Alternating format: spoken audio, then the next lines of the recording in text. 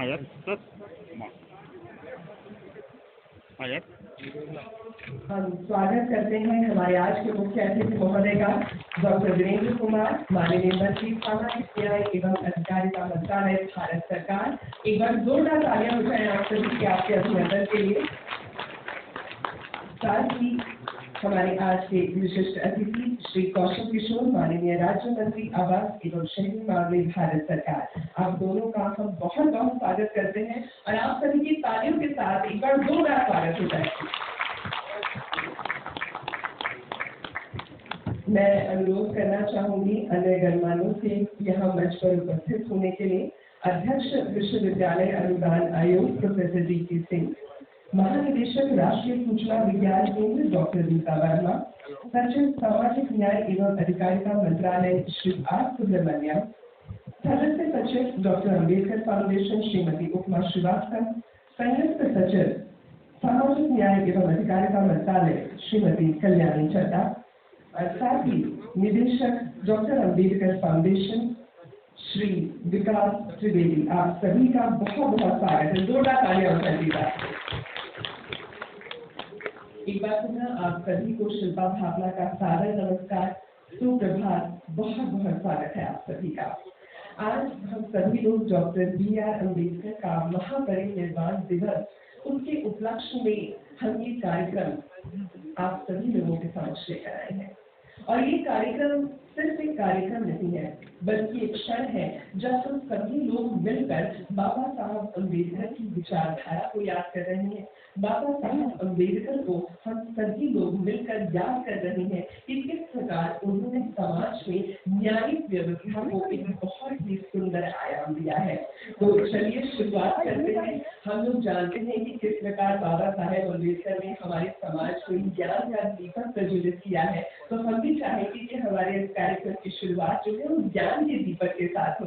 तो मैं अनुरोध करना चाहूंगी माननीय मुख्य अतिथि महोदय से, विशिष्ट अतिथि महोदय से और मंच आसीन हमारे सभी गणमान्यों से कि बाबा साहेब के चित्र के सम्मुख रखे इस ज्ञान के दीपक को आप प्रज्वलित करें और हम सभी लोग मिलकर हमारे समाज से किसी भी तरह का जो अज्ञानता का अंधेरा है उसे मिटाने के लिए सक्षम हो सके। अस्तुमा सद्गमया तमसोमा ज्योतिर्गमया मृत्योर्मा अमृतम गमया। आप सभी की कर्तव्य ध्वनि के बीच हम इस प्रज्वलन को आयाम देते हैं।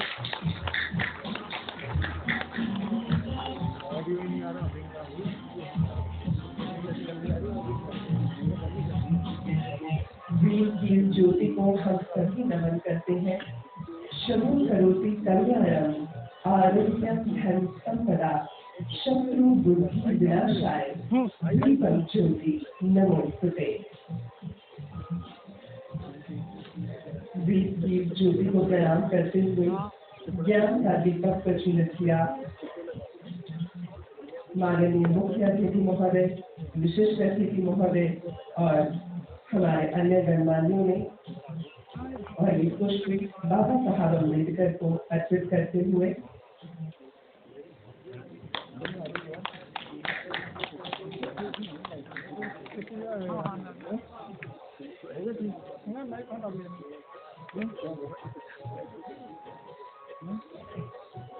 जब भी हम बाबा साहब को याद करते हैं तब हम सभी लोग इस बात को याद करते हैं कि किस प्रकार उन्होंने समाज को अपने ज्ञान से प्रकाशित किया था। और आज ये ज्ञान का दीपक, ये पुष्प इसी का प्रतीक है कि हम सभी लोग उस ज्ञान के दीपक को आगे बढ़ाने के लिए आज तक कारगर हैं और सदा कार्यरत रहेंगे।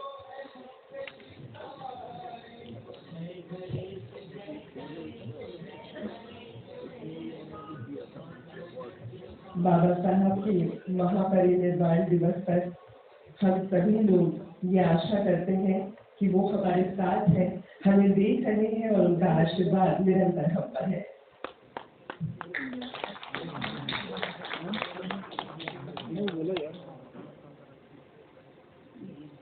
डॉक्टर अम्बेडकर फाउंडेशन की ओर से आज ये महापरिनिर्वाण दिवस का कार्यक्रम हम सभी लोगों के समक्ष रखा गया है, जिसके माध्यम से हम यहाँ एकत्र हुए हैं। बाबा साहब को प्रणाम करके अब हम अपने कार्यक्रम को विधिवत आगे बढ़ाने की चेष्टा करेंगे। धन्यवाद महोदय। दोस्तों, बाबा साहब अम्बेडकर के बारे में हम जब भी सोचते हैं तो हमारे जहन में सिर्फ एक ही चीज आती है कि उन्होंने किस प्रकार समाज को एक नया रूप दिया, एक नई विचारधारा दी। इसीलिए कभी भी मैं तो कह सकती हूँ कि बाबा साहब अम्बेडकर को सृजन का बीज कहना बिल्कुल भी गलत नहीं होगा, क्योंकि महापरिनिर्वाण में उन्होंने भले ही अपना शरीर त्यागा हो, लेकिन उनकी विचारधारा, उनकी आत्मा हमेशा हमारे साथ है। वो सृजन का बीज है जो मिट्टी में तो मिल गए, लेकिन उसके बाद मिट्टी में मिलने के बावजूद वहां से उन्होंने ज्ञान के कई वृक्ष उगाए। तो एक बार बाबा साहब अम्बेडकर के लिए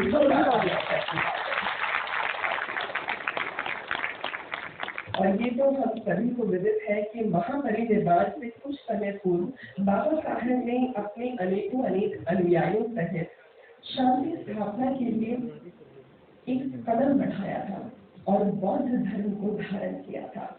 आज हम बड़े हर्ष के साथ आप सभी के साथ ये बांटना चाहेंगे कि हमारे मंच के समक्ष यहाँ बौद्ध भिक्षु उपस्थित है और हम सभी लोग धम्मा पूजा के को अपना एक कह सकते हैं कि एक आधार बनाकर अपना एक तत्व पाठ करेंगे, ताकि हम सभी के मन की जो एक भांति है वो उस ईश्वर तक पहुंच सके और बाबा साहब अम्बेडकर तक हम सभी की श्रद्धांजलि पहुंच सके। तो आप सभी की कर्तव्य ध्वनि के बीच मैं अनुरोध करना चाहूंगी बौद्ध भिक्षुओं से कि आप कृपा करके धम्मा पूजा आरंभ करें। आप सभी की तालियों के साथ।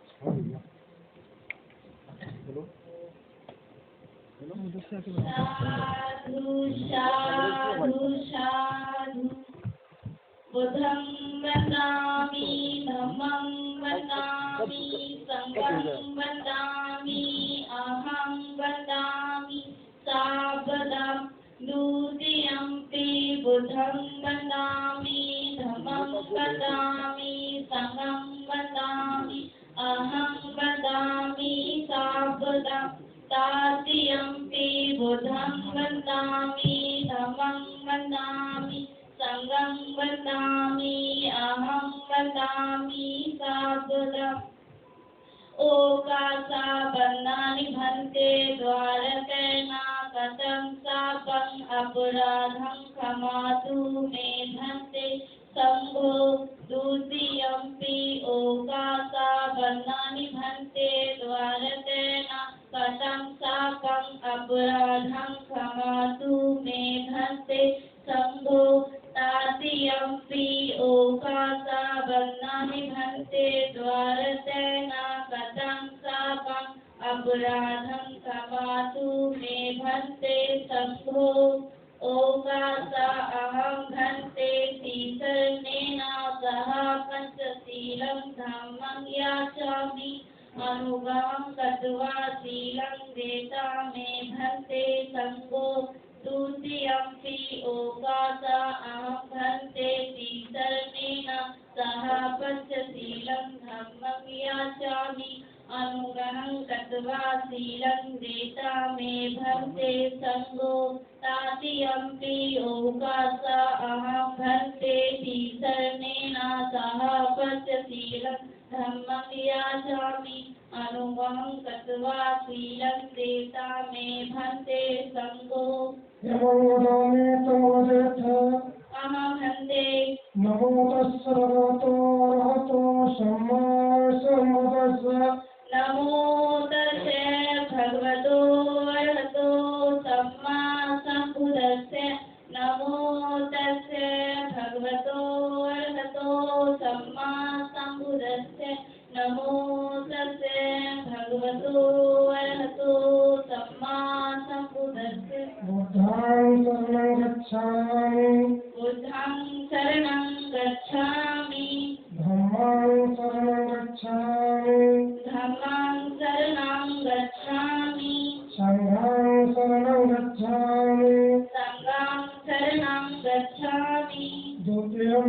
बुद्धं शरणं गच्छामि तुतीयम्पि बुद्धं शरणं गच्छामि द्वितीयम्पि धम्मं शरणं गच्छामि तुतीयम्पि धम्मं शरणं गच्छामि द्वितीयम्पि संघं शरणं गच्छामि तुतीयम्पि संघं शरणं गच्छामि तृतीयम्पि बुद्धं शरणं गच्छामि तृतीयम्पि बुद्धं शरणं गच्छामि तृतीयम्पि धम्मं शरणं गच्छामि तृतीयम्पि धम्मं शरणं गच्छामि तृतीयम्पि संघं शरणं गच्छामि तृतीयम्पि संघं शरणं गच्छामि ईश्वरेण सम्पूर्णम् अहं वन्दे प्राणातिपाता वैरमणि शिक्षापदं समादयामि प्राणातिपाता वैरमणि शिक्षापदं समादयामि अदिन्यदाना वैरमणि शिक्षापदं समादयामि अदिन्नदाना वैरमणि शिक्षापदं समादयामि कामेषु मिथ्याचारा वैरमणि शिक्षापदं समादयामि कामेषु मिथ्याचारा वैरमणि शिक्षापदं समादयामि मूषावादा वैरमणि शिक्षापदं समादयामि मूषावादा वैरमणि शिक्षापदं समादयामि शरावैरमध्यपुमादिष्ठाना वैरमणि शिक्षापदं समादयामि शूलामेया मध्यपमादत्थाना वैरमणि शिक्षापदं समादयामि श्रीसमयसहपरिषदं तत्त्वमसीव सम्पादयितव्यम् अहं हस्ते साधु साधु साधु साधु नमो तस्मै भगवतो अरहतो सम्मा सम्बुद्धस्य नमो तस्मै भगवतो अरहतो सम्मा सम्बुद्धस्य नमो तस्मै भगवतो अरहतो सम्मा सम्बुद्धस्य अरहं सम्मा सम्बुद्धस्य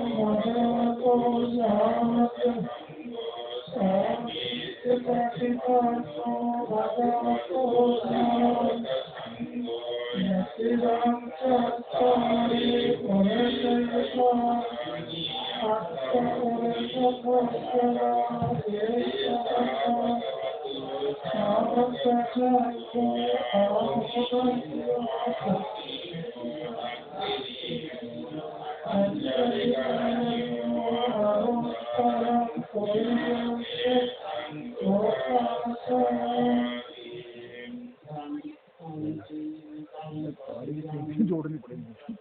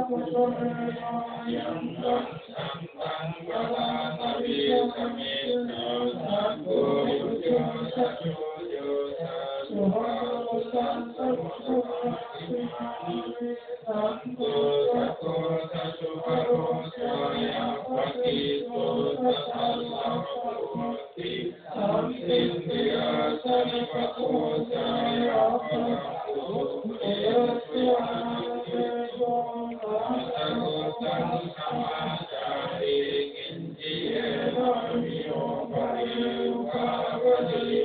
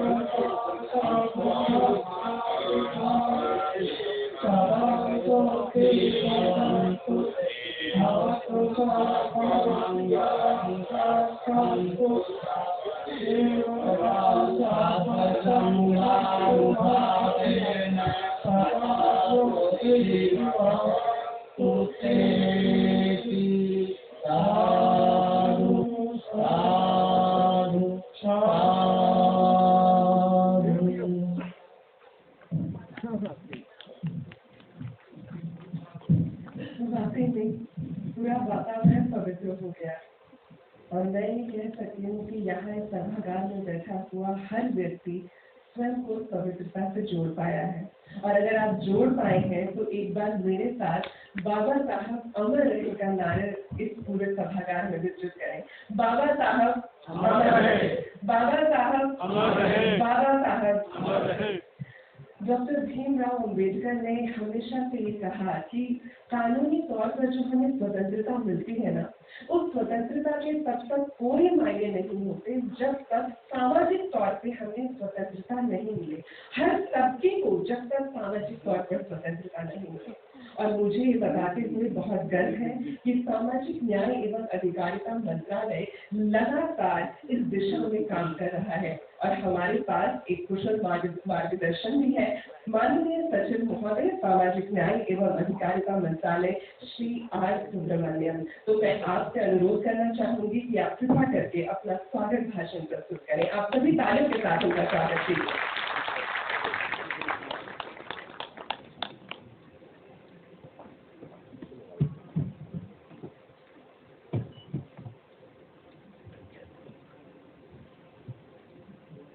On this solemn occasion of Mahaparinirvan Divas, the whole nation is joining us in paying homage to Baba Saheb, who has relentlessly fought for the end of discrimination of Dalits and downtrodden, and for the equality of opportunity for the marginalized sections. His fight for social justice is one of the foundation stones of the modern India.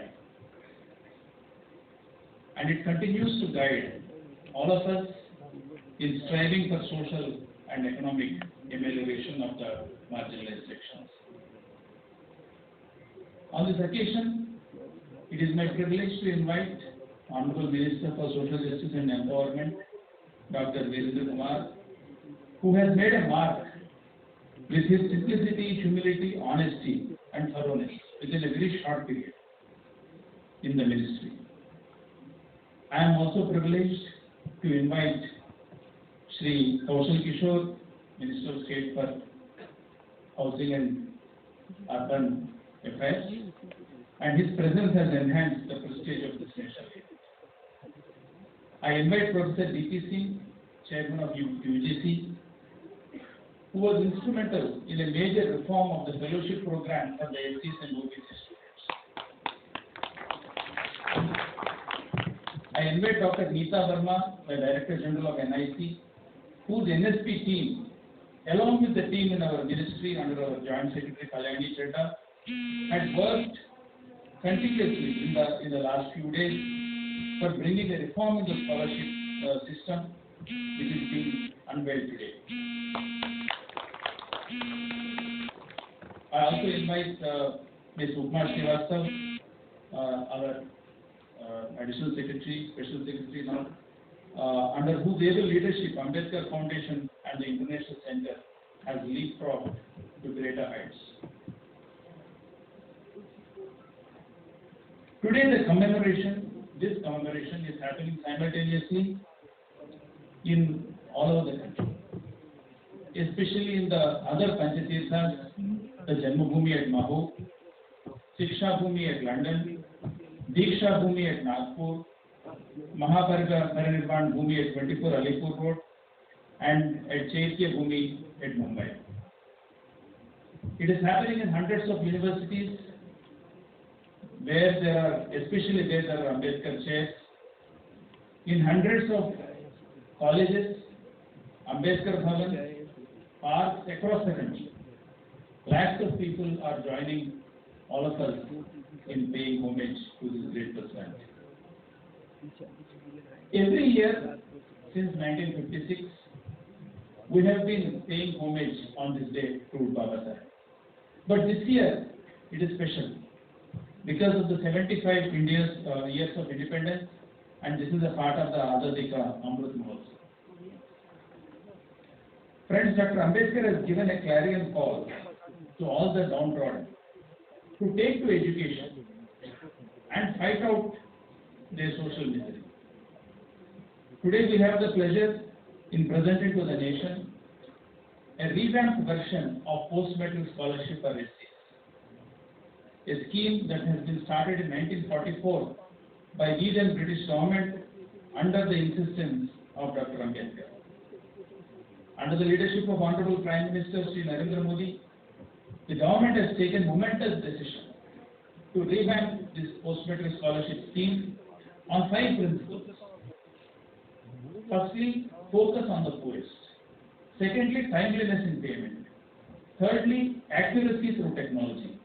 Fourthly, direct transfer of funds to avoid intermediaries. And finally, unflinching quality in education. Today, Honorable Ministers would formally launch this revamped scheme by transferring scholarships to more than 4 lakh students by a click of button. Today, we are also launching Shrestha, a new scheme dedicated to providing high-quality residential education to the poorest SC students from classes 9 to 12. These are the formative years, as you know, for the career ahead.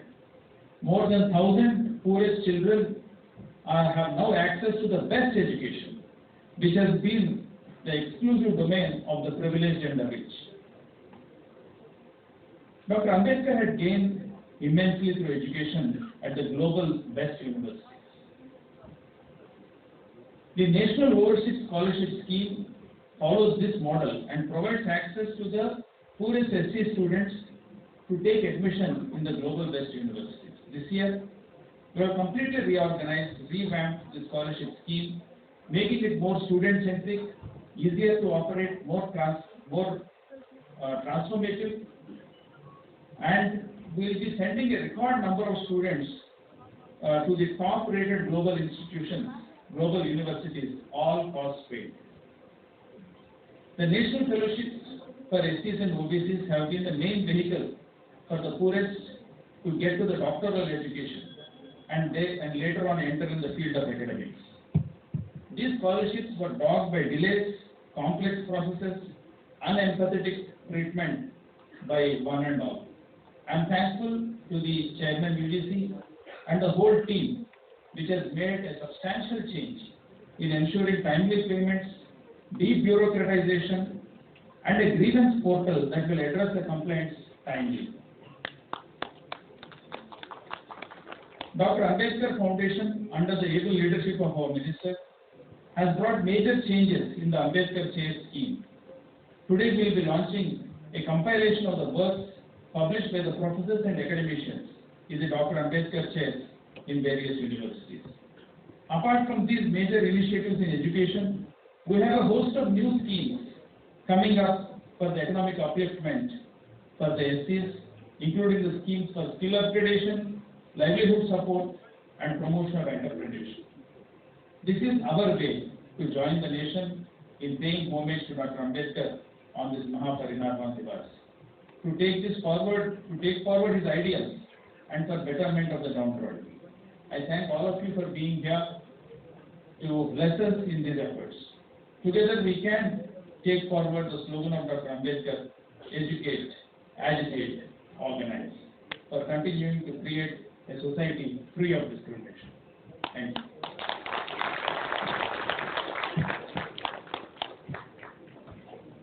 Thank you so much, sir. वाकई समानता हम सभी लोगों में सम्मान जागृत करती है। शायद यही कारण है कि बाबा साहब ने हमेशा इस समानता की ओर कार्य किया। बाबा साहब अम्बेडकर ने जब राजनीति को छुआ तो उन्होंने इस बात को हमेशा कहा था कि मैं राजनीति में सुख भोगने नहीं आया हूँ, मैं राजनीति में इसलिए आया हूँ ताकि मैं अपने दबे कुचले भाइयों को उनका अधिकार दिला सकूं। और आज मुझे इस बात को आप सभी के साथ बांटते हुए बहुत खुशी है कि हमारे साथ मंच पर आसीन विशिष्ट अतिथि के रूप में पधारे हुए हमारे आज के गणमान्य बाबा साहेब के इस कथन को लगातार आगे बढ़ा रहे हैं और उस पर निरंतर कार्य कर रहे हैं। तो मैं उन्हें संबोधन के लिए यहाँ आमंत्रित करना चाहूंगी। माननीय राज्य मंत्री आवास एवं शहरी मामले भारत सरकार श्री कौशल किशोर जी, जोरदार ताली बजाएं।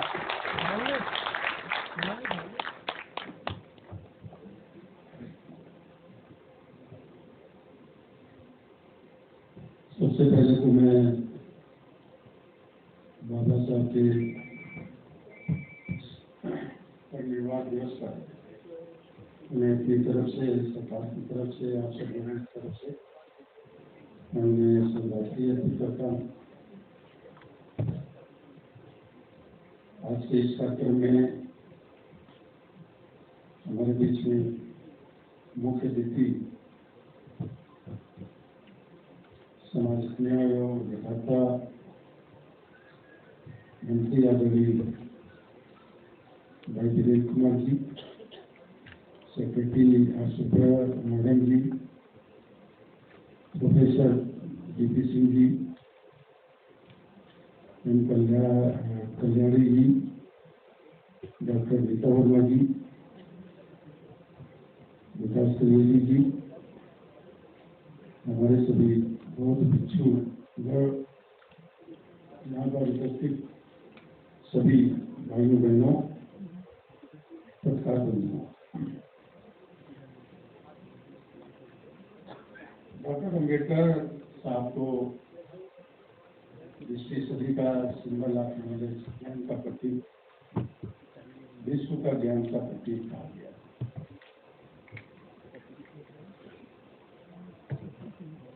मैं कभी कभी जब अम्बेडकर साहब की जयंतियों के अवसर तमाम जगह जाने का अवसर मिलता है और हम लोग ऑर्गेनाइज भी करते जाते थे, तो मैंने देखा कि ज्यादातर लोग जो अम्बेडकर साहब को मानते हैं, अम्बेडकर साहब की विचारधारा को अपनाते भी हैं, और वो लोग तो अपने भाषण में बोलते हैं तो बार बार इस शब्द का यूज करते हैं, कोटि कोटि दलितों के मसीहा। मैं इस बात से कभी सहमत नहीं रहता और मैं आप सबसे भी कहना चाहता हूँ कि जिस महापुरुष को 20वीं सदी का सिंबल ऑफ नॉलेज माना गया, ज्ञान का प्रतीक माना गया, उसको मात्र कोटि कोटि दलितों का मसीहा कहने के बजाय कोटि कोटि सर्व समाज का मसीहा कहना चाहिए। और इसलिए कहना चाहिए कि सर्व समाज के मसीहा से पूरी दुनिया। इसलिए ये शब्द ज्यादातर जो यूज करते हैं हमारे जो SC/ST समाज के लोग हैं, वो भाई इस शब्द का ज्यादा यूज करते हैं। मेरा विनती है कि हम डॉक्टर अम्बेडकर को, इतने बड़े महापुरुष को एक जगह पे ला करके संकुचित करने का काम ना करें। उन्हें विशाल हृदय के व्यक्ति को, विशाल हृदय के महामानव को हम लोगों के बीच में ले जा करके ये बात कहें कि वो सर्व समाज के मसीहा थे। हमारी संविधान कमेटी के चेयरमैन होने के नाते उन्होंने पर्टिकुलर किसी के लिए नहीं बोला, बल्कि प्रस्तावना में जो उन्होंने लिखा है वो हिंदुस्तान के लिए एक बहुत बड़ी बात लिखी है। और इसलिए ये ध्यान में रखना चाहिए कि हम कभी कभी भावावेश में कि हम दलित समाज के हैं, SC समाज के, ST समाज के, हमारे लिए बहुत कुछ किया, तो ये सही है, हमारे लिए बहुत कुछ किया, लेकिन सभी के लिए कुछ ना कुछ किया है।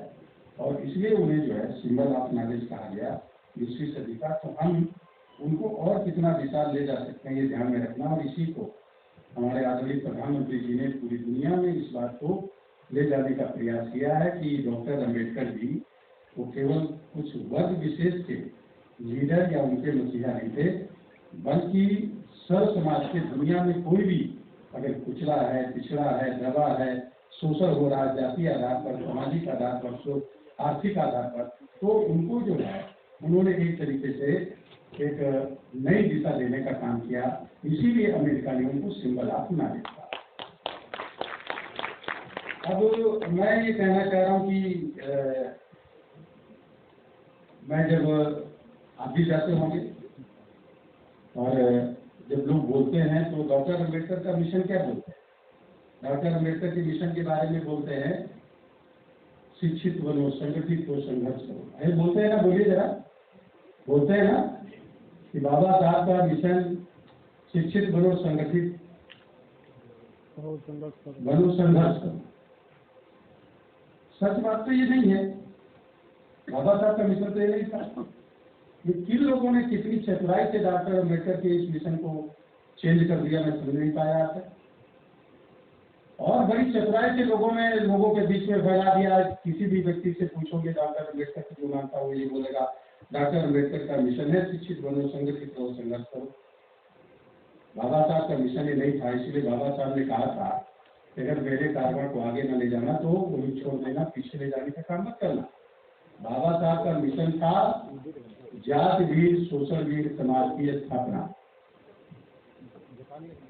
और वो जात वीर शोषण वीर समाज की स्थापना का मतलब ऐसा समाज जो ऐसा मिशन है मेरा कि वो समाज बने जो जातीय आधार पर किसी का सामाजिक शोषण ना हो, आर्थिक आधार पर किसी का शोषण ना हो, ऐसे समाज की रचना करनी है। और इस मिशन को पूरा करने के लिए आपको शिक्षित होना पड़ेगा, केवल किताबी ज्ञान नहीं। इसके लिए शिक्षित होना पड़ेगा सामाजिक रूप से, आर्थिक रूप से। उसकी विषमता को हम कैसे दूर करने का काम करेंगे, उसके कौन से तरीके होंगे, क्या कारण हो, ऐसे शिक्षित बनो। और फिर संघर्ष करके जब सत्ता आपके हाथ में आ जाए, संगठित होकर के और फिर संघर्ष करो। संघर्ष करके जब सत्ता आपके हाथ में आ जाए तो शोषण विहीन जात विहीन समाज की स्थापना करो। ये मेरा मिशन है, इसको पूरा करने का काम करना। डॉक्टर अम्बेडकर का मिशन ये था। और मैं आपसे विनती करता हूँ हाथ जोड़ करके कि कृपया करके अपने भाषण में जहां बोले ये बोले कि डॉक्टर अम्बेडकर का मिशन जात विहीन शोषण विहीन समाज की स्थापना। हम तमाम डॉक्टर अम्बेडकर जी की मूर्ति पर माला चढ़ाते हुए, पुष्पांजलि अर्पित करते हुए, हाथ जोड़ते हुए लोगों को देखते हैं और वो जो है अपने नाम के आगे जाति सूचक टाइटल लगाते हैं। आप जरा बताइए कि अगर कोई व्यक्ति अपने नाम के आगे जाति सूचक टाइटल लगाएगा तो इसका मतलब क्या है? इसका मतलब है कि पहले वो नाम के साथ अपनी जाति को भी साथ में बताता है, और जब व्यक्ति अपनी नाम के साथ में जाति भी अपनी बता रहा है जाति सूचक टाइटल के साथ, इसका मतलब आपकी जाति क्या है वो जानने की चेष्टा करता है, उसके अंदर ये भाव रहता है। तो अगर वास्तव में आप डॉक्टर अम्बेडकर जी को मानते हैं, उनकी विचारधारा को मानते हैं, तो मैं कह रहा हूँ आज यहाँ संकल्प लेना चाहिए कि जो लोग भी जाति सूचक अपने नाम के आगे टाइटल लगाए वो जाति सूचक टाइटल लगाना बंद करें। ये बड़ा कठिन मामला है, इसको एक बार मैंने पार्लियामेंट में भी रखा।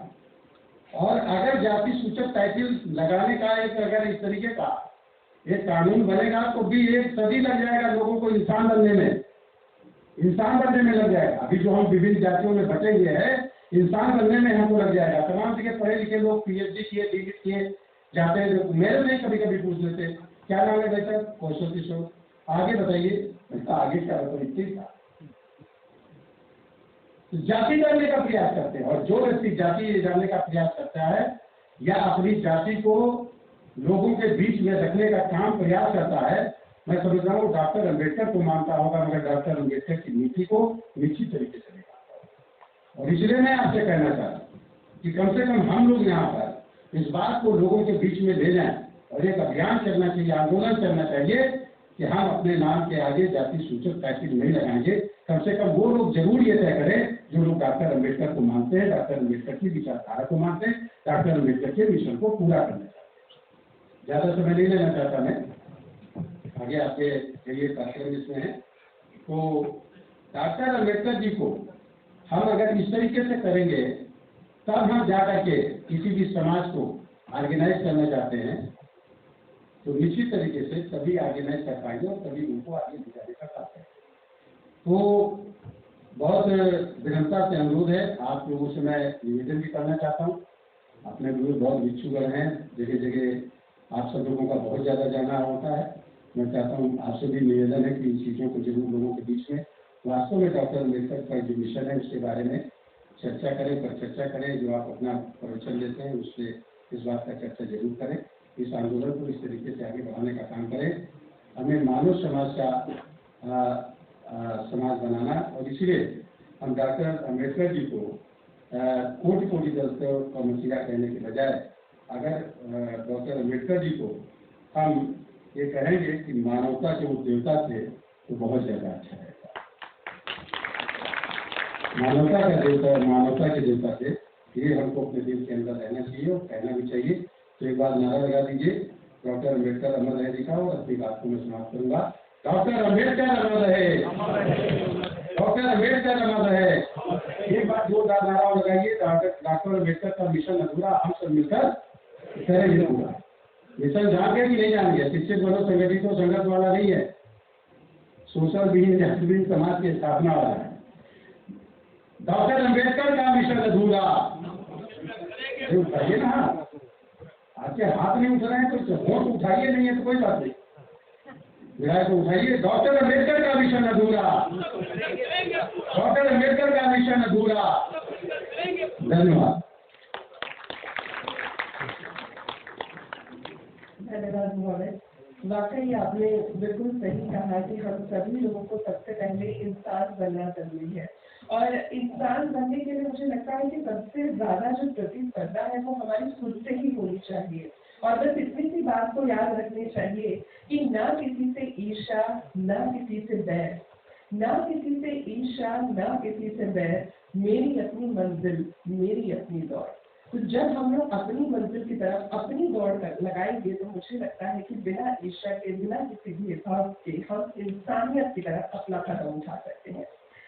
दोस्तों, आप सभी लोगों के साथ मैं इस बात को जरूर रखना चाहूंगी कि आज बाबा साहब के पुण्य महापरिनिर्वाण दिवस पर हम सभी लोग बड़े ही गर्वित भाव से यहाँ पर उपस्थित हैं, और हमारे देश के माननीय प्रधानमंत्री श्री नरेंद्र मोदी जी ने बाबा साहब से जुड़े 5 स्थानों को पंचतीर्थ का नाम दिया है। मध्य प्रदेश महों में बाबा साहब की जन्मभूमि, नागपुर महाराष्ट्र में उनकी दीक्षा भूमि, लंदन में शिक्षा भूमि, और 26 अलीपुर रोड दिल्ली में महापरिनिर्वाण भूमि, और मुंबई महाराष्ट्र में चैत्य भूमि। इस पंचतीर्थ के महत्व को दर्शाने के लिए डॉक्टर अम्बेडकर फाउंडेशन द्वारा एक चलचित्र विकसित किया गया है, जो हम लोग आप सभी लोगों के समक्ष यहाँ प्रस्तुत करना चाहेंगे।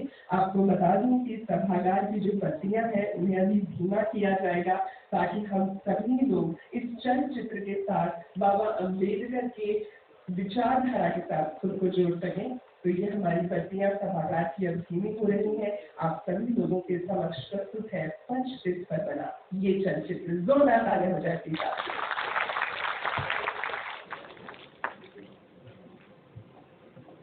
उसी तरह विचार भी नश्वर है। एक विचार को प्रचार और प्रसार की वैसे ही जरूरत है जैसे एक पौधे को पानी की, अन्यथा दोनों मुरझाकर मर जाते हैं।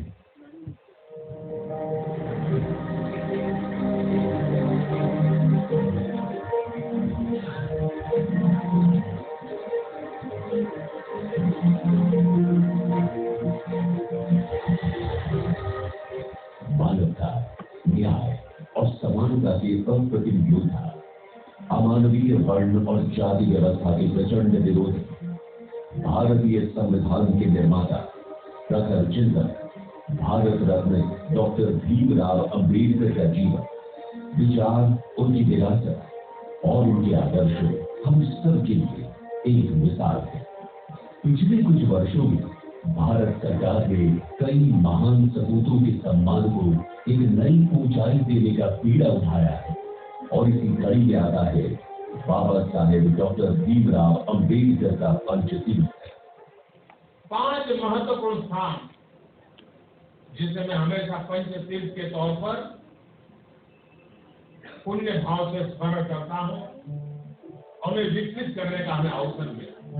मध्य प्रदेश के महू में बाबा साहब की जन्मभूमि, लंदन में डॉक्टर अम्बेडकर मेमोरियल उनकी शिक्षा भूमि, नागपुर में दीक्षा भूमि, मुंबई में चैत्य भूमि और यहाँ दिल्ली में उनकी महापरिनिर्वाण भूमि।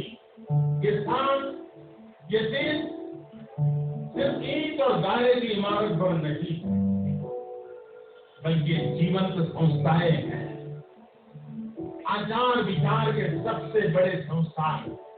ये इमारत भव्य भी है, ये इमारत दिव्य भी है। पंचतीर्थ तेरा मंगल है, बाबा साहेब तुझे नमन है। हे पंचतीर्थ तेरा मंगल है, बाबा साहेब तुझे नमन है। बाबा साहेब तुझे नमन है। कहते में जन्मी और जन्मभूमि स्वर्ग से भी बढ़कर है। बाबा साहेब और उनके चाहने वालों के लिए भी ऐसी में वो पावन भूमि बहुत महत्व रखती है जहाँ बाबा साहेब का जन्म हुआ। वह स्थान उनके अनुयायियों के लिए किसी तीर्थ से कम नहीं। 14 अप्रैल 1891 को पिता रामजी मारोजी सतपाल और माता भीमाबाई के यहाँ महू में उनका जन्म हुआ। स्थानीय सरकार ने उनकी जन्मस्थली पर भव्य स्मारक का निर्माण किया। इस स्मारक की आधारशिला बाबा साहेब की 100वीं जयंती यानी 14 अप्रैल 1991 को रखी गई। बाद में 14 अप्रैल 2008 को उनके 117वें जन्मदिन पर स्मारक का उद्घाटन हुआ। यह स्मारक बाबा साहेब का सम्मान करने वालों के लिए तीर्थ बन गया। प्रधानमंत्री श्री नरेंद्र मोदी ने इस स्थल को पंचतीर्थ के रूप में देशवासियों को समर्पित किया है। पंचतीर्थ तेरा मंगल है, बाबा साहेब तुझे नमन है। बाबा साहेब तुझे नमन है। विचारों की पूरी सीमा रेखा नहीं होती। बाबा साहेब और उनके विचारों और स्थापित आदर्शों की लोकप्रियता और स्वीकार्यता सिर्फ अपने देश में ही नहीं बल्कि पूरी दुनिया में। इसी मर्म को समझते हुए लंदन में डॉक्टर अम्बेडकर स्मारक बनाकर किसी भी पंचतीर्थ से जोड़ा गया। प्रधानमंत्री श्री नरेंद्र मोदी ने 14 नवंबर 2015 को लंदन में अम्बेडकर स्मारक का उद्घाटन किया। लंदन स्कूल ऑफ इकोनॉमिक्स में अपनी शिक्षा के दौरान जिस घर में अम्बेडकर रहते थे, जब वो घर नीलाम होने लगा तो भारत सरकार और देवेंद्र फडणवीस के नेतृत्व में महाराष्ट्र सरकार ने वो 3 मंजिला घर खरीद दिया। इमारत को भव्य संग्रहालय में बदलने के लिए 800 करोड़ रुपए खर्च किए गए।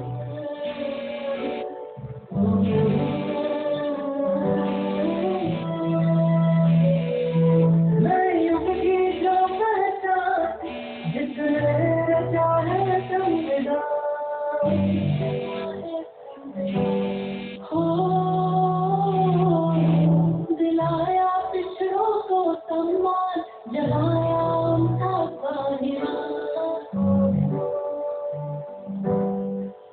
यह स्मारक मानवता का प्रतीक है और करोड़ों लोगों का प्रेरणा स्थल भी। इस भूमि का अपना भौगोलिक, ऐतिहासिक और धार्मिक अस्तित्व है। यही वो ऐतिहासिक ऊर्जा भूमि है जहां 14 अक्टूबर 1956 को डॉक्टर बाबा साहेब अम्बेडकर ने बौद्ध धम्म की दीक्षा लेकर एक क्रांति की शुरुआत की थी। जिस दिन बाबा साहेब ने धर्मांतरण किया वह अशोक विजयदशमी का दिन था, जिस दिन सम्राट अशोक ने बौद्ध धम्म अपनाया था।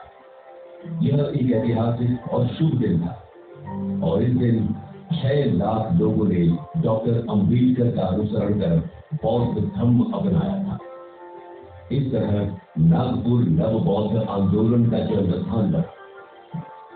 उसी धरोहर को एक स्मारक के रूप में सहेजने के उद्देश्य से दीक्षा स्थल का ऐतिहासिक महत्व है, जिसे एक क्लास पर्यटन स्थल का दर्जा दिया गया। लंबे समय से प्रतीक्षित इस मांग को बाबा साहेब अम्बेडकर की 125वीं जयंती पर चिन्हित करने की पहल के साथ पूरा किया गया। दीक्षा भूमि भारत के प्रमुख बौद्ध तीर्थ स्थलों में से एक है। इसका निर्माण 1968 में 4 एकड़ में शुरू हुआ था, जिसमें भिक्षुओं के लिए क्वार्टर थे। स्तूप 1978 में बनाया गया और तब से एक प्रमुख बौद्ध स्थल के रूप में प्रतिष्ठित है। ये एशिया का सबसे बड़ा स्तूप और दुनिया का सबसे गहरा स्तूप है। इसका स्थापत्य वैभव और ऐतिहासिक महत्व दीक्षा भूमि को एक प्रमुख तीर्थ स्थल बनाता है।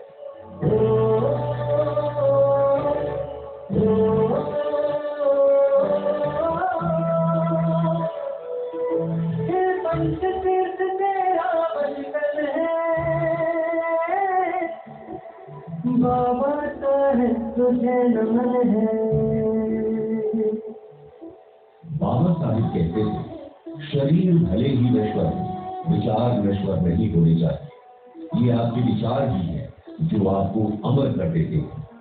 बाबा साहेब के विचार, उनका समाज में योगदान अजर अमर है और इसलिए जब उनके जैसा व्यक्तित्व अपनी देह त्यागता है तो वो जन्म मरण के चक्र से निकलकर निर्वाण प्राप्त करता है। बाबा साहेब की 127वीं जयंती पर राष्ट्रीय स्मारक के तौर पर उनके लाखों अनुयायियों को समर्पित किया गया दिल्ली में स्थित बाबा का महापरिनिर्वाण स्थल मां भारती के होनहार बेटे के असाधारण व्यक्तित्व के महान जीवन का प्रतीक, जो साक्षी है उनके महान जीवन के अंतिम दिनों का। नवंबर 1951 में केंद्रीय मंत्रिमंडल से इस्तीफा देने के बाद बाबा साहेब इसी घर में रहने लगे, जहां 6 दिसंबर 1956 को उन्होंने अपनी आखिरी सांस लेकर इस नश्वर मानव शरीर को त्याग कर परिनिर्वाण प्राप्त किया। बाबा की स्मृति में बनाए गए इस स्मारक को देश को बाबा की देन, भारत के संविधान की खुली किताब के रूप में बनाया गया है। 100 करोड़ की लागत से 2 साल से भी कम समय में तैयार हुए इस स्मारक का उद्घाटन 2018 में प्रधानमंत्री श्री नरेंद्र मोदी द्वारा किया गया।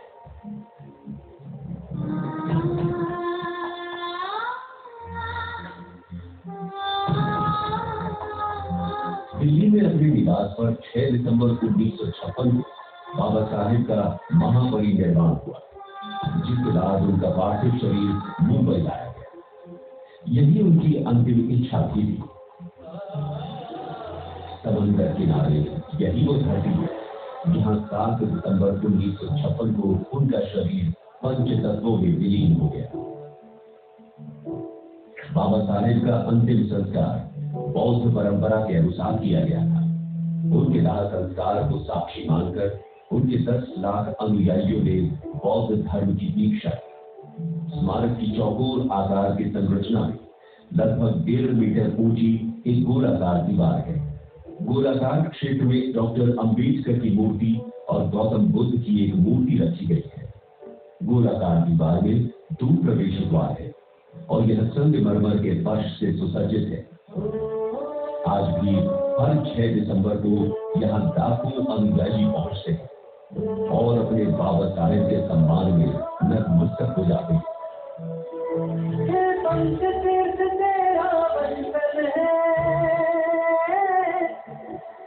बाबा साहेब तुझे नमन है, बाबा साहेब तुझे नमन है। पंचतीर्थ के अलावा डॉक्टर अंबेडकर अंतरराष्ट्रीय केंद्र 15 जनवरी नई दिल्ली का उद्घाटन 7 दिसंबर 2017 को भारत के प्रधानमंत्री श्री नरेंद्र मोदी द्वारा किया गया।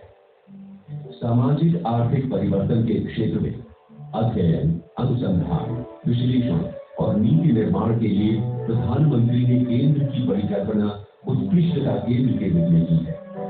केंद्र का फोकस कठोर और आधिकारिक शोध पर सामाजिक, राजनीतिक और आर्थिक असमानताओं को कम करना होगा, जैसा कि बाबा साहेब का सपना था।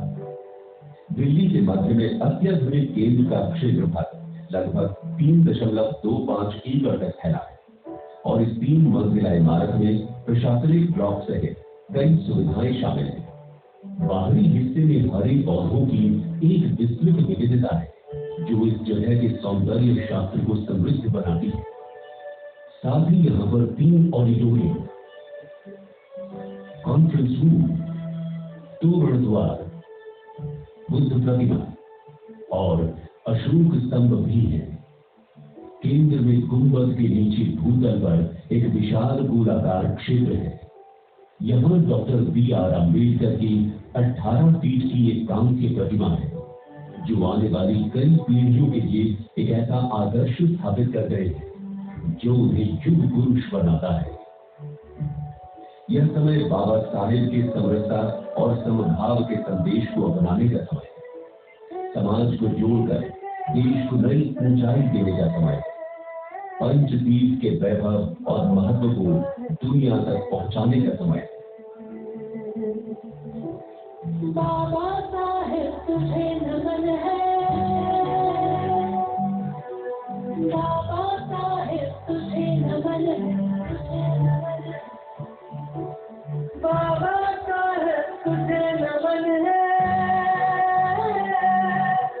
बाबा साहेब तुझे नमन है।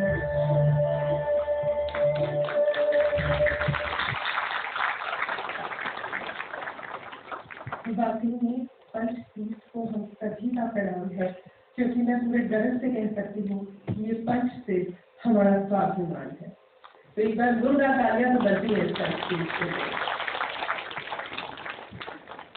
आप सभी को बताना चाहेंगे कि हमारे साथ यहाँ पर आज उपस्थित है अध्यक्ष विश्वविद्यालय अनुदान आयोग प्रोफेसर D.P. सिंह, जो अपना वक्तव्य हम सभी के साथ साझा करना चाहेंगे। तो आप सभी की तालियों के बीच में उन्हें आमंत्रित करना चाहेंगे।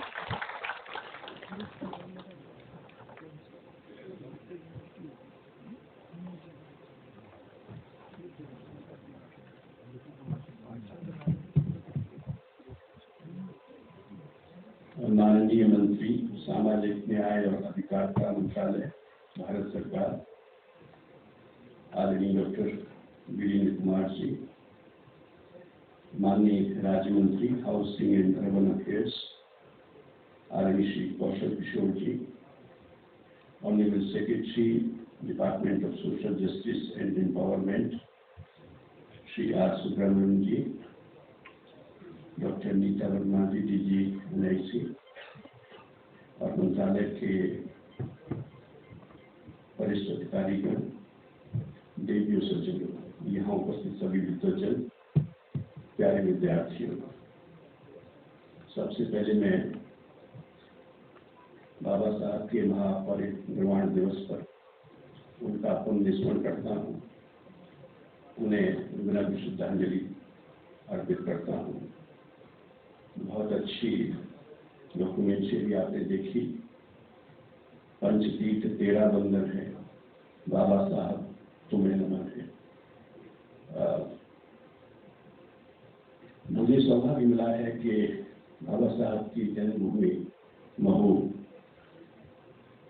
के नजदीक इंदौर में मैं देवी हृदय विश्वविद्यालय में कुलपति था, और देवी हृदय विश्वविद्यालय के कुलपति रहते हुए महू में doctor Baba Saheb Ambedkar institute of social sciences है, उसके डायरेक्टर जनरल का प्रभार, अतिरिक्त प्रभार मेरे पास कुछ समय रहा, और उस दौरान मुझे कई बार वहाँ जाने का अवसर मिला।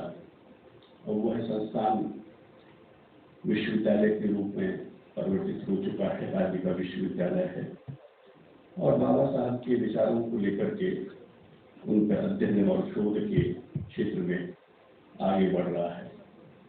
मेरे लिए आज भी बहुत ही प्रसन्नता का विषय है कि हमारे माननीय मंत्री डॉक्टर वीरेंद्र कुमार जी, उनसे मेरा बहुत लंबा पुराना परिचय है, और मुझे डॉक्टर हरि सिंह गौर विश्वविद्यालय सागर में कुलपति के रूप में भी कार्य करने का अवसर मिला है। माननीय मंत्री जी वहाँ के पूर्व छात्र रहे हैं, वे अपनी विनम्रता के लिए, सहजता के लिए, सरलता के लिए, अपने ज्ञान के लिए जाने जाते हैं।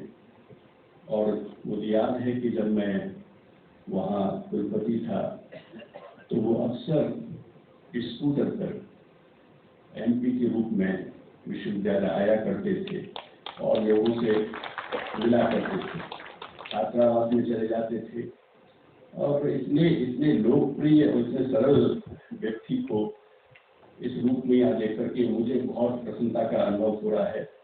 मैं विश्वविद्यालय अनुदान आयोग की ओर से उनका हार्दिक अभिनंदन भी करता हूँ इस अवसर पर।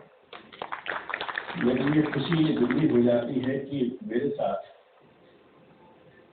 उस शिक्षा के सचिव के रूप में जिन्होंने लंबे समय तक कार्य किया, उससे पहले एडिशनल सेक्रेटरी टेक्निकल एजुकेशन के रूप में शिक्षा मंत्रालय में कार्य किया, श्री आर सुब्रमण्यम जी, वो आज सचिव के रूप में इस मंत्रालय में अपनी सेवाएं दे रहे हैं। वे जाने जाते हैं नई चीज़ों को सृजित करने के लिए, अपने नए आयाम जोड़ने के लिए, अपनी नई विजन के लिए, and translating that vision into the action, and that to very fast. उनकी स्पीड बहुत तेज रहती है, तो मैं तो माननीय मंत्री जी को बधाई देना चाहूँगा कि उनको ऐसे सचिव मिले हैं जिनके माध्यम से मंत्रालय की जो दृष्टि है वो बहुत तीव्रता से आगे बढ़ेगी। साथियों, बाबा साहब के बारे में आप सभी जानते हैं। हमारे माननीय राज्य मंत्री श्री कौशल किशोर जी ने अपने वक्तव्य में बहुत सारी बातें कही हैं। वे वास्तव में विश्व मानव थे, महान पुरुष थे, सामाजिक समस्या के लिए, राष्ट्र निर्माण के लिए और शिक्षा के माध्यम से सोशल ट्रांसफॉर्मेशन के उनके विचार हमेशा अमर रहेंगे। और इसलिए कहा गया है कि शरीर तो चला जाता है, विचार रहते हैं, और इसलिए बाबा साहब के विचार हमेशा अमर रहेंगे। और जैसा कि माननीय कौशल किशोर जी कह रहे थे, तो वे पूरे देश के लिए, पूरे मानवता के लिए एक हमारे ज्योति की तरह उनके विचार हमारा मार्गदर्शन करते रहेंगे। मुझे प्रसन्नता है कि मंत्रालय के साथ मिलकर के यूजीसी ने जो पोर्टल डेवलप किया है उससे विद्यार्थियों को बहुत लाभ होगा और जो फेलोशिप्स हैं वो सुगमता से उनको प्राप्त होंगी। आप सभी को बहुत बहुत धन्यवाद। जय हिंद। धन्यवाद महोदय। वाकई में कहा जाता है कि जब भी कोई कार्य हमको करना हो तो उसके लिए हमें ये नहीं देखना चाहिए कि हमारे पास साधन कितने हैं, सिर्फ एक मन बनाने की देरी होती है। इसलिए कहा जाता है कि कुछ कर गुजरने के लिए मौसम नहीं मन चाहिए, कुछ कर गुजरने के लिए मौसम नहीं मन चाहिए, साधन सभी जुट जाएंगे, संकल्प का धन चाहिए। क्योंकि कोई विकल्प नहीं होता। यही बाबा साहब ने हमें सिखाया है। संकल्प एक बार हमने कर लिया तो हम कुछ भी कर सकते हैं। और शायद ये हमारे मंत्रालय की संकल्प शक्ति ही है कि हमारे साथ अलग अलग संस्थानों से सभी लोग जुड़ते हैं और साथ मिलकर बाबा साहेब की विचारधारा को आगे लेकर जाने का हमारे साथ कोशिश करते हैं। इसी कड़ी में हमारे साथ यहाँ पर उपस्थित है महानिदेशक राष्ट्रीय सूचना विज्ञान केंद्र डॉक्टर गीता वर्मा। तो मैं चाहूंगी कि वो अपने विचार हम सभी के साथ साझा करें। आप सभी तालियों के साथ उनका अभिनंदन करें।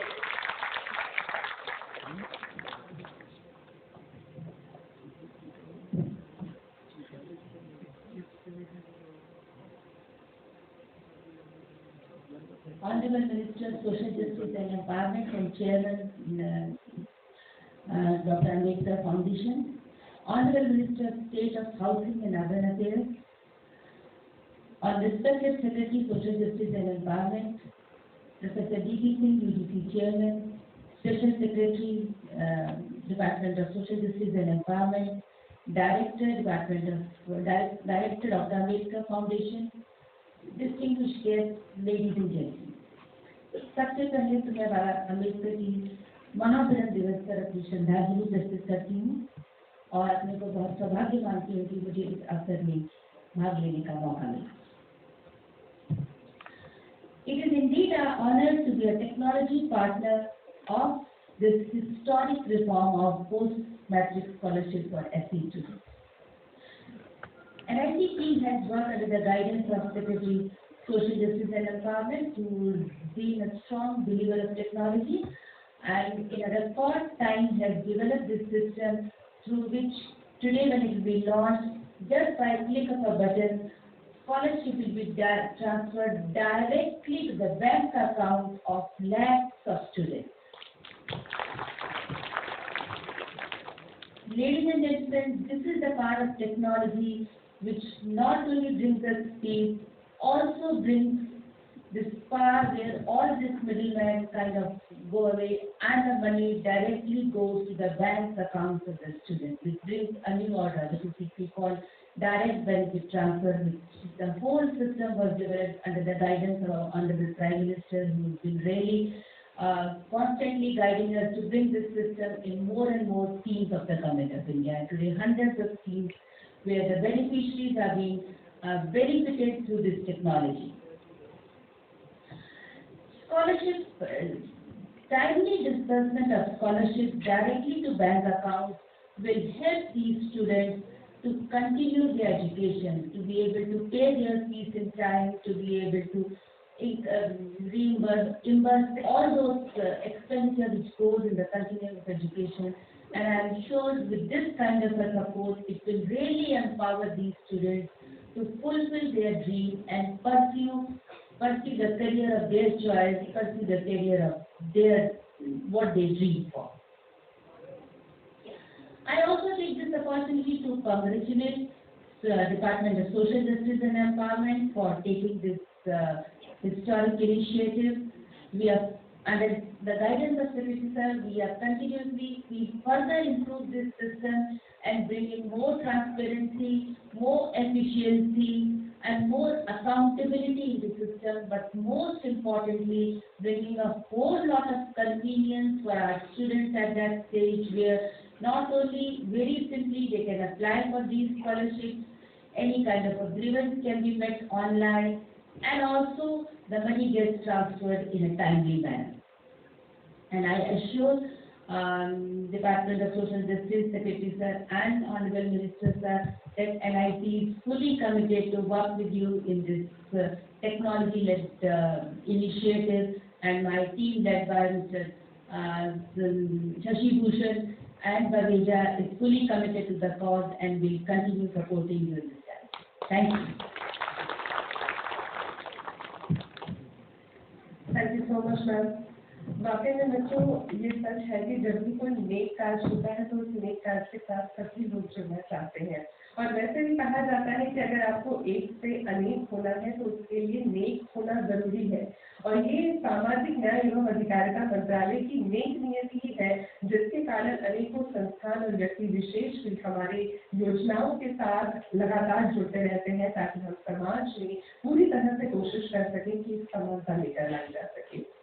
और अब आप सभी लोगों के साथ मैं जरूर इस बात को बांटना चाहूंगी कि डॉक्टर भीमराव अंबेडकर के संकल्प दर्शन और विचारधारा पर अध्ययन करने हेतु एवं मानव अधिकारों और संवैधानिक अध्ययन के माध्यम से देश में सामाजिक न्याय स्थापित करने की दिशा में संपूर्ण भारत के 24 विश्वविद्यालयों एवं संस्थानों में डॉक्टर अंबेडकर चेयर की योजना स्थापित की गई है और इन्हीं डॉक्टर अंबेडकर चेयर द्वारा लिखे गए पेपर के संकलन से निर्मित पुस्तिका जिसका नाम है social justice and empowerment reflection from doctor Ambedkar chair doctor Ambedkar foundation द्वारा प्रकाशित की गई है। तो मैं अनुरोध करना चाहूंगी माननीय मुख्य अतिथि महोदय से कि आप अपने शुभ हाथों से इस पुस्तिका का विमोचन करें। साथ ही मंच आसीन अन्य गणमान्य एवं विशिष्ट अतिथि महोदय से भी मेरा अनुरोध है कि इस पुस्तिका का विमोचन करने का कष्ट करें। आप सभी की तालियों के साथ please. Social justice and empowerment reflection from doctor Ambedkar chair जो कि भारतवर्ष में 24 विश्वविद्यालयों एवं संस्थानों में स्थापित किया गया है। जोरदार तालियां हो जाए प्लीज आप सभी के पुस्तक के लिए। ये पुस्तक वाकई में हम सभी के लिए एक मार्गदर्शक साबित होगी। एक बार पुनः आप सभी की करतन थानी social justice and empowerment reflection from doctor Ambedkar chair.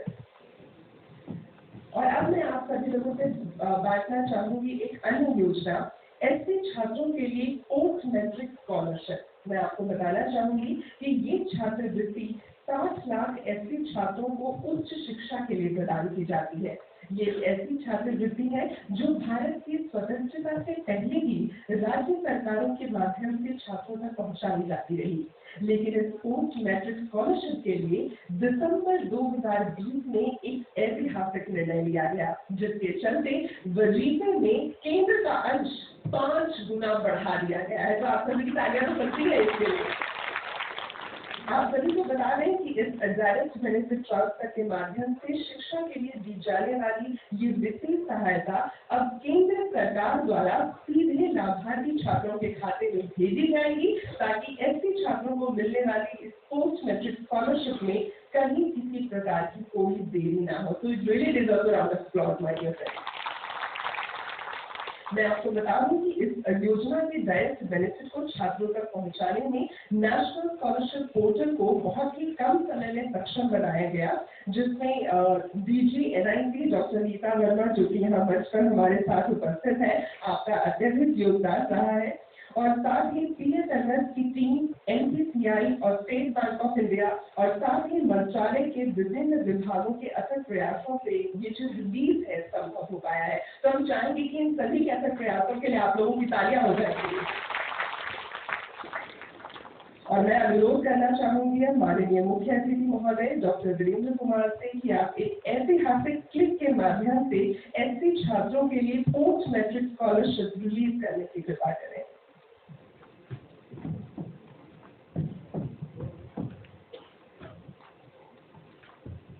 आपकी तालियों की गड़गड़ाहट के साथ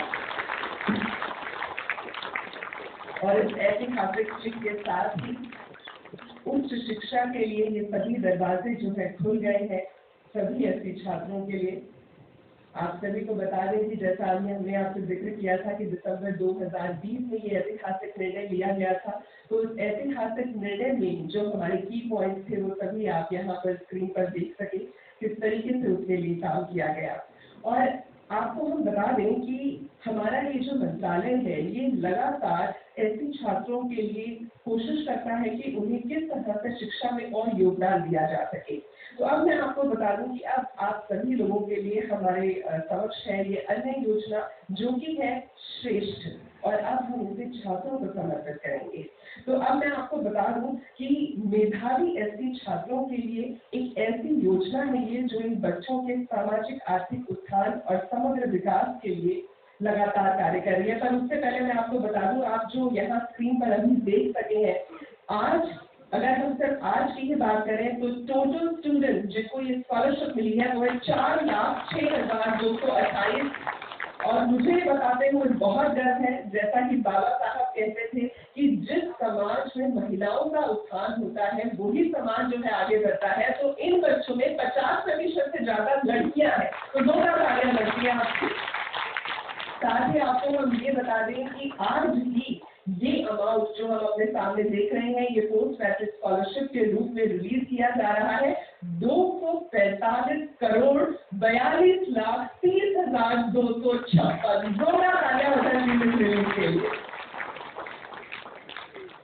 और अब हम जिस अन्य योजना की बात कर रहे थे जिसे हम छात्रों को समर्पित करेंगे, तो उसके बारे में मैं आपको दोबारा बताना चाहूंगी कि एससी छात्रों के लिए ये एक ऐसी योजना है जो बच्चों के सामाजिक आर्थिक उत्थान और समग्र विकास के लिए शिक्षा क्षेत्र में फैले अंतर को भरने हेतु केंद्र सरकार द्वारा किया गया एक विकास हस्तक्षेप है, जिसके तहत 9वीं से 12वीं तक के मेधावी एससी छात्रों को उच्च विद्यालयों में गुणवत्ता आवासीय शिक्षा मिल सकेगी, यानी कि रेजिडेंशियल एजुकेशन।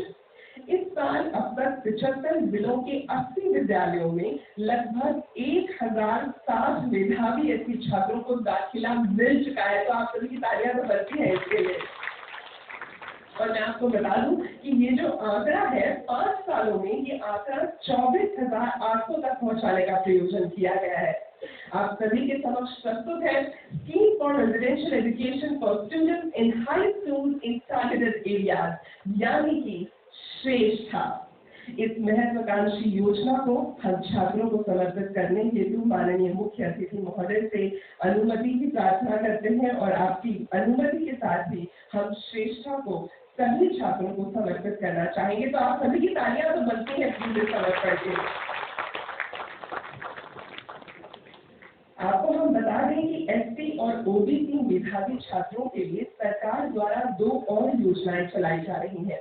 एमफिल और पीएचडी करने के लिए एससी छात्रों एवं ओबीसी छात्रों के लिए अध्येतावृत्ति यानी फेलोशिप। इस फेलोशिप के तहत आवेदक को जो जानकारी ऑनलाइन पोर्टल पर भरनी होती है वो अब तक आईटी सिस्टम के माध्यम से विश्वविद्यालय के छोर से की जा रही थी, लेकिन अब आवेदक न केवल अपनी जानकारी खुद भर सकेंगे बल्कि पेमेंट भी वो खुद ही इनिशिएट कर सकेंगे।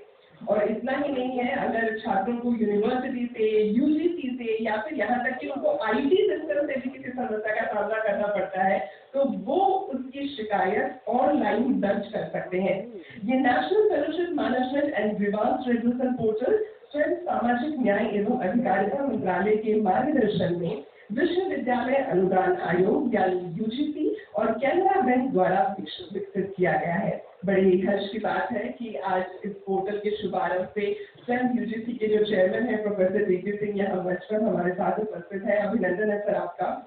तो मैं अनुरोध करना चाहूंगी माननीय मुख्य अतिथि महोदय से कि आप कृपा करके इस पोर्टल का उद्घाटन अपने शुभ हाथों से करें सर और इसको सभी को समर्पित करें। National fellowship management and grievance redressal portal. जोरदार तालियां हो जाए आप सभी की। छात्रों को फेलोशिप प्रदान करने के लिए सामाजिक न्याय एवं अधिकारिता मंत्रालय की राष्ट्रीय फेलोशिप योजना के वितरण के लिए मौजूदा SFMP पोर्टल, जिसका निर्माण मंत्रालय के सक्षम मार्गदर्शन के अंतर्गत यूजीसी के दिशा निर्देशानुसार केनरा बैंक के द्वारा किया गया है, को और बेहतर स्वरूप प्रदान किया जा रहा है, जिसका उद्घाटन आज माननीय केंद्रीय सामाजिक न्याय एवं अधिकारिता मंत्री श्री डॉक्टर वीरेंद्र कुमार जी के कर कमलों द्वारा संपन्न हो रहा है। मंत्रालय के सफल प्रयास, प्रेरणा और समर्थन के तहत छात्रवृत्ति वितरण प्रक्रिया पोर्टल में अनेक परिवर्तन समाहित किए गए हैं, जो कि छात्रवृत्ति प्रक्रिया को और भी अधिक सुगम, पारदर्शी और तेज बनाने में सहयोग करते हैं। छात्र की अपनी यूनिवर्सिटी से जुड़ने की पहल छात्र द्वारा पोर्टल में स्वयं की जा सकेगी। छात्र स्वयं अपने छमाही भुगतान की प्रक्रिया को आरंभ कर सकेंगे, जिसके फलस्वरूप 6 महीने के लिए स्वचालित भुगतान प्रक्रिया आरंभ होगी।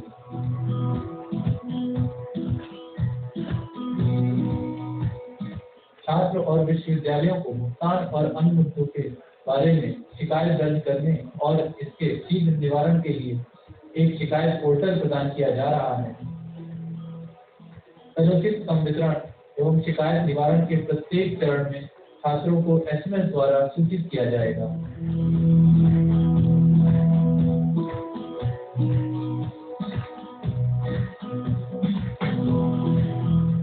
छात्र स्वयं अपनी शैक्षणिक प्रगति को पोर्टल में दर्ज कर सकेंगे। उपरोक्त परिवर्तनों के साथ छात्रों को निम्न प्रकार से लाभ होगा।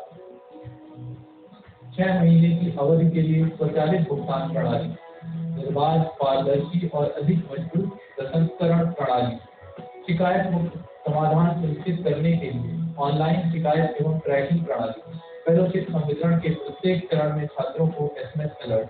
हम यह आशा करते हैं कि छात्रवृत्ति वितरण प्रक्रिया में समाहित किए गए परिवर्तनों से छात्रों को फेलोशिप प्राप्त करने में अधिक सुविधा होगी। धन्यवाद। छात्रों को ये सुविधा प्रदान कराने के लिए मंत्रालय ने दिन रात कोशिश की है, तो एक ताली हमारी मंत्रालय के लिए तो बनती है। दोस्तों, ऐसे छात्रों के उत्थान के लिए मंत्रालय द्वारा अनेक योजनाएं चलाई जा रही हैं। इसी कड़ी में एक और महत्वपूर्ण योजना है जिसके अंतर्गत उच्च शिक्षा हेतु ऐसे छात्रों को विदेश जाकर पढ़ने की सुविधा भी प्रदान की जाती है। छात्र की शिक्षा के लिए फीस, वहां आने जाने का और रहने का सारा खर्च मंत्रालय द्वारा उठाया जाता है। यहाँ तक कि इस योजना के अंतर्गत मंत्रालय द्वारा एक छात्र पर लगभग 1.5 करोड़ तक का खर्च भी उठाया गया है। तो मुझे लगता है deserve a round of applause. मैं आप सभी से साझा करना चाहूंगी कि कोविड के बावजूद विदेश जाकर पढ़ने वाली ऐसे छात्रों की गिनती में लगातार वृद्धि हुई है। शायद इसीलिए भी क्योंकि ये स्कॉलरशिप स्कीम वही सहयोग है जिसके कारण बाबा साहब भी विदेश जाकर पढ़ सके थे, अपनी पढ़ाई पूरी कर सके थे। और जो पढ़ाई उन्होंने की उसके बाद उन्होंने समाज में एक अलौकिक प्रकाश जो है उसे जागृत किया था। हमेशा बाबा साहब अम्बेडकर का कहना रहता था कि बुद्धि का विकास करना हम सभी के मस्तिष्क का अंतिम लक्ष्य होना चाहिए। और ये बात मैं आपसे क्यों कह रही हूँ, क्योंकि ये बात हमारे आज के मुख्य अतिथि महोदय पर पूरी तरह से सटीक होती है। हमारे मंत्रालय की छोटी से लेकर बड़ी से बड़ी स्कीम तक या क्या क्या कार्य किए जा रहे हैं सबके बारे में कोई भी बात होती है तो उन्हें हर चीज पूरी तरह से याद रहती है। तो माय डियर फ्रेंड्स, मुझे हर together for doctor Virendra Kumar, माननीय मंत्री महोदय, सामाजिक न्याय एवं अधिकारिता मंत्रालय एवं अध्यक्ष डॉक्टर अम्बेडकर फाउंडेशन, आप सभी की कदम सही के साथ मैं उन्हें यहाँ आमंत्रित करना चाहूंगी।